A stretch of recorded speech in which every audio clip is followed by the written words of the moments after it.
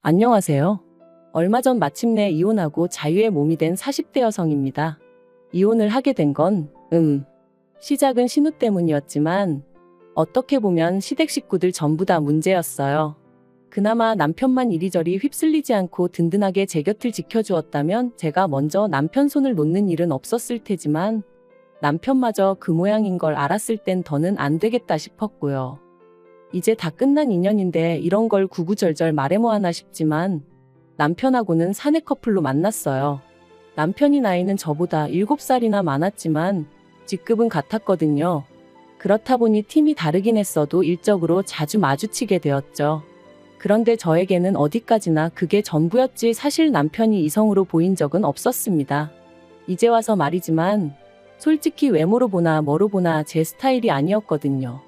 하지만 그런 제 감정과는 상관없이 회사 규모가 작다 보니 직원 수도 얼마 되지 않았고 그런 상황에서 남편이 저에게 호감을 갖고 있다는 소문이 금세 퍼지면서 아무튼 지금 그때를 생각하면 또다시 스트레스가 스멀스멀 올라옵니다.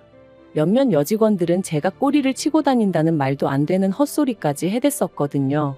그래서 저는 저 나름대로 더더욱 남편에게 거리를 두었는데 그러자 남편은 더더욱 적극적으로 저에게 다가오대요. 그리고 결국 그런 남편에게 저도 마음의 문을 열게 되면서 본격적으로 연애를 시작했어요. 그런데 막상 연애를 시작하고 나니까 전에는 눈에 들어오지 않았던 남편의 좋은 점들이 보이더라고요. 가령 제가 무슨 이야기를 하건 무척이나 흥미롭다는 표정으로 저를 바라봐주는 것이나 지나가는 말처럼 어디 가고 싶다, 뭐 하고 싶다 하면 꼭 기억해주는 것. 별거 아닐 수도 있지만 매일같이 일에 치여 사는 입장에서 남편의 이런 사소하지만 다정하고 자상한 습관은 큰 힘이 되었죠. 그래서 연애를 시작한 지 1년 만에 남편이 결혼 이야기를 꺼냈을 때 저는 고민하고 말고 할 것도 없이 좋다고 했어요. 양가에서도 별다른 잡음 없이 저희를 새로운 가족으로 따뜻하게 맞아주셨고요. 그런데 그렇게 남편과 부부의 연을 맺은 지 2년 만에 저는 꿈에도 생각해 본 적 없는 아픔을 겪게 되었습니다. 정말 아픈 기억이라서 어디서부터 어떻게 말해야 하나 싶은데 집 앞 산책로에 개나리들이 하나씩 모습을 드러내던 시기에 엄마의 본능이었던 건지 왠지 제 몸이 뭔가 달라졌다는 느낌이 오더라고요. 그래서 혹시나 하는 마음으로 테스트를 했는데 2줄이었어요. 사실 신호는 1년만 즐기고 아이를 갖기로 남편하고 예전부터 얘기가 되어 있었는데 생각보다 임신이 되질 않아 조금씩 스트레스를 받기 시작했었거든요. 그랬으니 임신을 했다는 테스터기의 2줄은 저에겐 정말 벅찬 감동이었습니다. 그리고 이 기쁜 소식을 당연히 양가에도 알렸고 양가 부모님 모두 얼마나 좋아하셨는지 몰라요. 특히 친정부모님께서 무척이나 기뻐하셨는데 그 이유가 실은 저희 친정부모님도 굉장히 어렵게 저를 가지셨다 들었어요. 결혼하고 10년 동안 아이가 안 생겨서 입양까지 고려하셨었다고 했었죠. 그런데 저희도 애가 안 생기니 내심 친정부모님은 제가 당신들이 겪었던 마음고생을 그대로 겪는 건 아닌지 걱정이 이만저만이 아니셨다대요. 이런 것도 유전이 되나 싶어서 괜히 저희 남편 보기 미안하고 그러셨었다고. 아무튼 그렇다 보니 양쪽 집안 모두 축제 분위기였고 다 같이 모여서 밥이나 한번 먹자. 어버이날쯤 모이면 어떻겠냐 그렇게 얘기가 되었습니다. 그런데 어버이날 당일 어째서인지 늘 약속이 있다 하면 10분이고 15분이고 일찍이 도착하시는 저희 부모님이셨는데 그날따라 약속 시간이 지나도록 오시지도 않고 연락도 안 되고 영 찝찝한 마음을 감출 수가 없었죠. 그리고 그렇게 초조하게 기다리길 수분. 제 핸드폰이 울렸는데 그런 느낌 혹시 아시나요? 평소와 다름없는 벨소리인데 왠지 평소랑 달리 받고 싶지 않은 제가 그날 딱 그랬어요. 왜인지 불길한 마음에 그 전화를 받으면 안 될 것만 같았죠. 그리고 역시나 수학이 넘어 누군가가 말하길 저희 친정부모님이 교통사고가 났다는 거예요. 지금 모 병원 응급실에 계시다고 서둘러서 오라면서 말이죠. 저는 처음에 뭔가 잘못된 거라고 생각했습니다. 하지만 하늘도 무심하시지 그렇게 저에게서 한 번에 2분을 뺏어가셨어요. 그렇게 친정부모님을 잃고 저는 유산까지 겪었습니다. 사실 이렇게 말하면 어떻게 들릴지 모르겠지만 친정부모님이 돌아가신 이후로는 뱃속의 아이에겐 어떠한 마음도 쓸 겨를이 없었어요. 그래서 1달 가까이 집안에서 폐인처럼 지냈더니 아이도 그렇게 저를 떠나더라고요. 그런데 그 와중에 신우가 뭐라고 했는 줄 아세요? 사람이 죽고 사는 문제는 하늘에 달린 법인데 그걸 가지고 그렇게 울고 짜고 하면 뭐가 달라지기라도 하냐면서 저희 부모님을 돌아가시게 한 음주운전 차량이나 뱃속에 아이를 잃은 저나 별반 다를 게 없다는 거예요. 물론 신우가 이 이야기를 할 땐 어디서 누구랑 먹었는진 몰라도 술에 진탕 취해 와서는 베베 꼬인 혀로 짓거리긴 했지만 정말 제 가슴에 비수가 되어 꽂혔어요. 그리고 이튿날 남편이 신우한테 미친 X라면서 저한테 당장 사과해라 어째라 해서는 뭐 사과를 받긴 했는데 자긴 술 취해서 기억 안 난다. 기억은 안 나지만 뭐 실수를 했다니 미안하다. 이딴 식의 사과였고 그래서 이후로는 신우는 인간으로도 안 보였지만 그래도 시부모님과 남편을 봐서 대충 사과받아주고 넘어갔어요. 한편 사고 이후로 저는 제법 많은 유산을 상속받았습니다. 서울에 있는 아파트 2채와 작은 건물 하나 그리고 부모님 2분이 언젠가의 귀농을 위해 마련해 두셨던 땅까지. 2분 다 알뜰하신 건 알았고 그래서 재산이 어느 정도 있으실 거란 짐작은 하고 있었지만 그래도 이 정도의 규모일 줄은 몰랐기에 솔직히 적잖이 놀랐던 게 사실이에요. 아무튼 저는 고민 끝에 아파트 2채는 두고 건물을 정리했습니다. 그리고 건물을 팔아서 나온 돈으로 부모님이 귀농하려고 사두신 땅에 집을 지었죠. 솔직히 누군가의 눈에는 비효율적으로 보일지도 모르겠지만 그때는 제가 정말 마음이 허한 시기였어요. 그래서 남들 눈에 잘 띄지 않는 조용한 곳에 혼자서 마음을 달랠 만한 공간이 있으면 좋겠다 싶더라고요. 그리고 그렇게 마음 쉴 공간까지 마련하고 나니 어느덧 1년이 넘는 시간이 흘러 있었고 그러자 저도 조금씩 마음을 다잡을 수 있게 되었습니다. 여전히 부모님의 사고는 큰 상처고 아픔이지만 그래도 뭐랄까 하루 이틀도 아니고 1년이 넘는 긴 시간 동안 툭하면 정신 나간 여자 마냥 눈물 쏟고 멍해져 있고 하는 저를 짜증 한 번 안 내고 받아주던 남편이 눈에 들어왔거든요. 그리고 그제서야 나만큼이나 남편도 힘들겠구나 싶은 게 이제 나도 정신 차려야겠다 뭐 그런 마음을 갖게 된 거죠. 그래서 저는 무엇이 나를 견디게 해줄까 생각하다가 오랫동안 생각만 하던 일을 실천에 옮겨보자 그런 생각이 들면서 저만의 작은 사업을 시작했습니다. 참고로 제가 여기다 무슨 사업인지 자세히 적을 순 없지만 저처럼 그리움이 가득한 사람들을 위로하는 그런 일이었는데 생각보다 정말 빨리 자리를 잡았고 매출도 쑥쑥 늘어나대요. 그래서 결국 남편도 직장을 관두고 제 사업을 같이 하게 되었죠. 그리고 그렇게 또 해가 지났을 무렵 저런 걸 누가 데려갈까 싶던 신우도 결혼을 했습니다.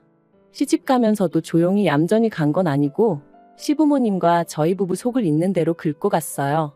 사실 시댁은 가난한 것도 아니지만 그렇다고 다 큰 자식들을 계속해서 뒷바라지 해줄 만큼 여력은 없거든요. 그런데 신우는 계속해서 자기도 저희 부부처럼 서울에 있는 30평대 아파트에서 시작하고 싶다는 둥 헛소리를 해대더니 급기야는 저더러 아파트 2개 받지 않았냐. 하나는 누가 사냐 자기가 살게 해달라. 공짜로 살겠다는 소리 안 한다. 1억을 내고 살겠다. 뭐별 거지 같은 소리를 어찌나 해대던지. 그리고 그럴 때마다 저에게 미안하다 사과하는 건 다름 아닌 시부모님이셨습니다만 아무리 그래도 결국 팔은 안으로 굽는 거고 피는 물보다 진하다잖아요. 어머님은 아니라고 하셨지만 이따금씩 당신도 모르게 저에게 좀 서운한 기색을 내비추셨는데 그게 또 나름대로 상처가 되더라고요. 그래도 그걸 가지고 티를 낸 적은 없어요. 그것 때문에 이혼까지 결심한 건 더더욱 아니고요. 결국 신우 시집 갈 때 저희 부부가 1,000만 원 보태주는 걸로 이야기가 마무리되었고 그렇게 또 비록 겉으로만이긴 했어도 적당히 잘 지내고 있다고 생각했는데 결혼한 지 6개월도 안 돼서 시매부가 실직을 했다며 신우가 시매부를 저희 부부가 하는 사업에 좀 끼워달라고 연락을 해왔습니다. 마침 제가 직원을 한두 명 더 뽑아야겠다 생각을 하고 있긴 했는데 신우가 어떻게 알고 연락을 했나 싶을 정도로 기가 막힌 타이밍이었지요. 그리고 이번에는 전보다는 조금 더 노골적으로 시부모님이 그러지 말고 기회를 한 번 주면 안 되냐는 식으로 얘기를 하셨어요. 그리고 시부모님이 그렇게까지 나오시니 제가 무조건 싫다고 하기도 그렇더라고요. 그래서 알겠다 하고 자의반타의반으로 시매부를 고용했습니다. 그리고 시매부가 합류한 지 어느덧 1년이 되어가던 올해 초 2월이었어요. 아버님 생신이라서 온 가족이 모인 자리였는데 신우가 또 권하는 사람도 없는데 혼자서 그렇게 술을 마셔대더라고요. 제가 남편한테 좀 말려보라고 했지만 심해부도 가만히 있는데 자기가 뭐하러 나서냐며 지도 뭐 힘든 일이 있어 저러는 거 아니겠냐? 신경 쓰지 마라 그러대요. 그런데 점점 속도까지 빨라지더니 급기야는 시댁 거실에서 화장실이 엎어지면 코다을거린데 거길 가다가 홀라당 미끄러지질 않나. 그런데 더 황당한 건 그런 신우를 보고도 심해부는 낄낄 웃어대기만 할 뿐 말릴 생각이 없어 보이대요. 그리고 그 꼬라지를 보고 있으니까 왜 다른 직원들이 심해부 이야기만 나오면 짜증스러운 표정을 지었는지 같이 일하기 열받는 타입이라고 불평을 해댔는지 조금은 알 것도 같더라고요. 아무튼 신우까지 일이 자빠지고 저리 자빠지는 걸 보니 그만 자리 정리하고 집에 가는 편이 낫겠다 싶었습니다. 그래서 남편하고 같이 뒷정리를 하고 일어서려는데 신우가 제 손목을 딱 잡더니 좋겠다 그러는 거예요. 그래서 또 무슨 헛소리를 하려고 일어나 싶어서 뭐가 좋냐고 많이 취한 것 같으니 일단은 들어가서 자라고 했죠. 그런데 신우는 쉽사리 저를 놔주지 않았습니다. 그리고는 한다는 말이 1년 동안 내 남편 개같이 부려먹었으면 이제 가게 하나 차려줘요 그러는 거예요. 이게 무슨 소린가 싶어서 남편을 쳐다봤습니다. 그랬더니 남편도 황당한 표정으로 절 쳐다보더라고요. 그런데 그때 신우가 또다시 오빠가 그랬잖아. 내 남편 언젠가 독립시켜줄 거라고 그러는데 제가 남편을 쳐다보니까 그게 그런 뜻이 아니었다면서 하도 신우가 찡찡거리길래 저도 다 생각이 있을 거다. 일만 잘하면 제 성격에 모른 척하지 않을 거다 뭐 그랬다는 거예요. 어이가 없어서. 결국 혼자 아무 소리나 떠들어대는 신우를 뒤로하고 저는 불쾌한 마음을 감추지 못한 채 시댁을 떠났습니다. 그리고 남편과 집으로 오는 내내 한마디도 나누지 않았어요. 남편이 제 눈치를 살살 본다는 건 느껴졌지만 아는 척도 해주고 싶지 않았죠. 그리고 이튿날 예전과 마찬가지로 신우에게 전화가 왔습니다. 하지만 전과 달리 신우는 자기가 뭐라고 했는지 정확히 기억하고 있더라고요. 한 달에 300도 안 주고 사람을 부려먹었으면 이제라도 뭐 어떻게든 보상을 해줘야 하는 거 아니냐면서. 그래서 저도 신우한테 심해부가 하루에 5시간 일하는데 얼마를 받아갈 줄 알았냐 했습니다. 그리고 내가 주는 월급이 적어서 불만족스러우면 관두라고 했어요. 안 잡을 테니 편히 떠나라고요. 그랬더니 신우가 한다는 말이 재수 없다면서 부모 하나 잘 둬서 먹고 사는데 걱정 없고 좋겠답니다. 그리고는 하긴 사람 목숨하고 바꾼 돈이니 찝찝하긴 하네 그러대요. 정말이지 눈앞에만 있었으면 당장에라도 어떻게 해버리고 싶은 심정이었죠. 저는 결국 분을 삭히지 못하고 그 길로 그대로 시댁으로 향했습니다. 영문을 모르겠단 표정에 남편까지 데리고 말이죠. 그리곤 모두를 앉힌 후에 신우가 짓거린 말을 한번 들어보라고 통화 내용을 틀어줬어요. 어머님 아버님한테 이게 제가 들을 소리냐 울며 물었습니다. 그런데 어머님이 제 어깨를 안아주시면서 신우도 얼마나 맺힌 게 많으면 이런 소리까지 했겠냐며 애가 말을 못되게 해서 그렇지 심성이 나쁜 애는 아니라고 그러니 저더러 오해하지 말라대요. 순간 제 어깨를 감싼 어머님의 손길이 어찌나 가증스럽던지 그래서 제가 어머님 손을 뿌리쳤어요. 그리고는 아무리 어머님 딸이라지만 그래도 아닌 건 아니라고 말씀해 주셔야지 어떻게 이 와중에 저더러 이해하라 하시냐 했습니다. 그리고는 남편한테도 당신은 어떻게 생각하냐니까 기껏 한다는 말이 왜 이를 자꾸 키우냐는 거예요. 그냥 생각 없는 애가 한마디 짓거린 걸 가지고 흘려듣고 넘기면 되지 않냐면서. 그리고 어차피 사업을 더 확장하려면 아닌 게 아니라 매장도 새로 내야 되는데 그런 거 하나 그냥 신우 남편 준다고 하면 되는 거 아니냐는데 아 그간 내가 믿고 산 남자가 결국엔 이것밖에 안 되는 남자였나 싶은 게 정말 뭐라 달리 할 말이 없더라고요. 그래서 시부모님 그리고 남편에게 아무래도 여기서 잘못하고 있는 사람은 나인 것 같으니 내가 빠져주겠다 했습니다. 그리고는 바로 남편에게 이혼하자 한 거죠. 남편은 이혼은 못한다고 왜 갑자기 얘기가 그렇게 되냐면서 버텼습니다. 시부모님도 그날 이후로 제가 당신 말 뜻을 오해한 것 같다면서 그래도 홧김에 이혼 소리하고 그러면 못 쓴다고 그러셨는데 오히려 그런 말을 들을수록 제 결심은 확고해져 갔습니다. 막말로 사업체에 남편 돈 1원 한 푼 안 들어가 있었고 집이며 뭐며 전부 다 제 것이었으니 이혼해도 저는 두려울 게 없었으니까요. 그리고 일이 정말 커지고 나니까 그제서야 신우가 한다는 말이 자기가 제가 셈이 나서 말을 좀 얄밉게 한 거 안다며 미안하다대요.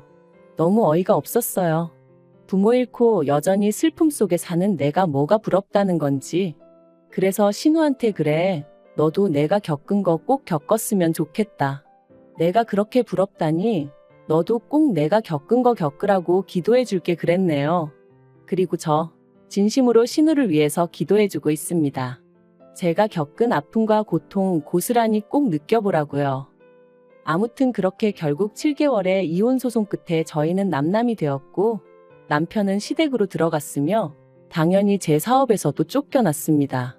심해부도 쫓겨났고요. 그러니까 이제 졸지에 원래부터 백조였던 신우의 무직인 아들과 사위까지 전부 다 시부모님이 거두고 계신 상황이죠.